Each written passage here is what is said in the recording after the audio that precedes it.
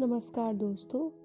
आज हम यही सच है कहानी का अंतिम भाग पढ़ेंगे, जिसमें हम देखेंगे कि दीपा क्या अपने मन के द्वंद्व से बाहर निकल पाएगी। क्या वह कलकत्ता जाकर निशित के साथ फिर से अपनी प्रेम कहानी शुरू करेगी या यहीं रहकर संजय के साथ विवाह करेगी।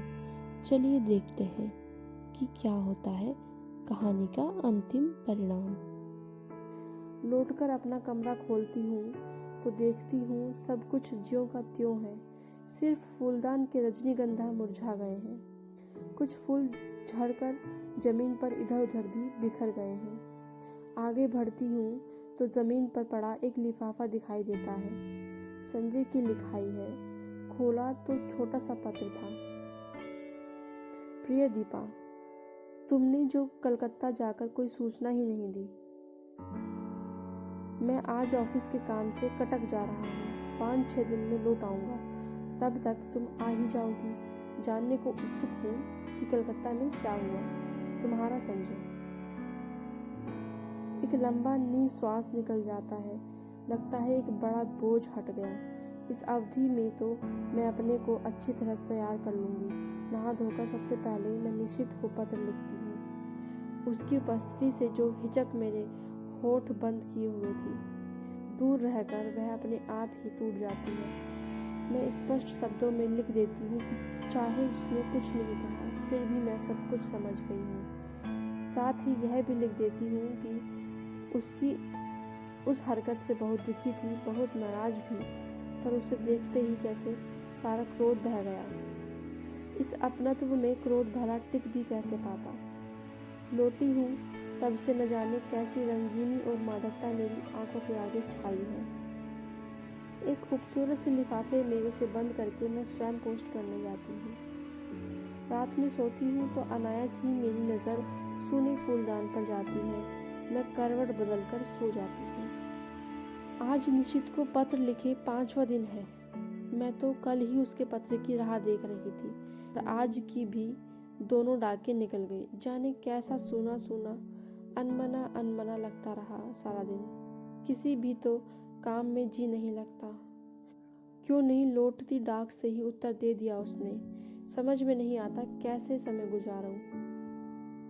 मैं बाहर बालकनी में जाकर खड़ी हो जाती हूँ। एकाएक ख्याल आता है पिछले 2.5 सालों से करीब इसी समय यहीं खड़े होकर मैंने संजय की प्रतीक्षा की है।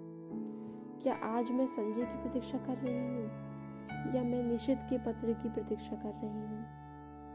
शायद किसी की नहीं, क्योंकि जानती हूँ कि दोनों में से कोई भी नहीं आएगा। फिर निरुद्देश्य सी कमरे में लौट पड़ती हूँ। शाम का समय मुझसे घर में नहीं काटा जाता। रोज ही तो संजय के साथ घूमने निकल जाया करती थी। लगता है यहीं बैठी रही तो दम ही घुट जाएगा। कमरा बंद करके मैं अपने को धकेलती सी सड़क पर ले आती हूँ। शाम का धुंधला का मन के बोझ को और भी बढ़ा देता है। कहाँ जाऊँ? लगता है जैसे मेरी राहें भटक गई हैं, मंजिल खो गई है। मैं स्वयं नहीं जानती आखिर मुझे जाना कहाँ है। फिर भी निर्देश्य सी चलती रहती हूँ। पर आखिर कब तक यूँ भटकती रहूँ? हार कर लौट पड़ती हूँ। आते ही मेहता साहब की बच्ची तार का एक लिफाफा देती है। धड़कते दिल से मैं उसे खोलती हूँ। इरा का तार था। निकटी हो गई है बंधाई। इतनी बड़ी खुशखबरी पाकर भी जाने क्या है कि खुश नहीं हो पाती हूँ। यह खबर तो निशित भेजने वाला था। एकाएक ही एक विचार मन में आता है। क्या जो कुछ मैं सोच गई वह निरा भ्रम ही था? मात्र मेरी कल्पना, मेरा अनुमान? नहीं, उस स्पर्श को मैं भ्रम कैसे मान लूं जिसने मेरे तन मन को डुबो दिया था, जिसके द्वारा उसके हृदय की एक एक परत मेरे सामने खुल गई थी। लेख पर बिताए उन मधुर क्षणों को भ्रम कैसे मान लूं, जहाँ उसका मौन ही मुखरित होकर सब कुछ कह गया था। आत्मीयता के भी अनकहे क्षण। तो फिर उसने पत्र क्यों नहीं लिखा? क्या कल उसका पत्र आएगा? क्या आज भी उसे वही हिचक रोके हुए है? तभी सामने की घड़ी टन टन करके 9 बजाती है। मैं उसे देखती हूँ यह संजय की लाई हुई है। लगता है जैसे यह घड़ी घंटे सुना कर मुझे संजय की याद दिला रही है। फहराते ये हरे पर्दे, यह हरी बुक रैक, यह टेबल, यह फूलदान, सभी तो संजय के ही लाए हुए हैं। मेज पर रखा यह पेन उसने मुझे सालगिरह पर ला कर दिया था। अपनी चेतना के इन बिखरे सूत्रों को समेटकर मैं फिर पढ़ने का प्रयास करती हूँ, पर पढ़ नहीं पाती। हारकर मैं पलंग पर लेट जाती हूँ। सामने की फूलदान का सूनापन मेरे मन के सूनेपन को और अधिक बढ़ा देता है। मैं कसकर आंखें मूंद लेती हूँ। एक बार फिर मेरी आंखों के आगे लेक का स्वच्छ नीला जल उभर आता है, जिसमें छोटी छोटी लहरें उठ रही थी। उस जल की ओर देखते हुए निशित की आकृति उभर कर आती है।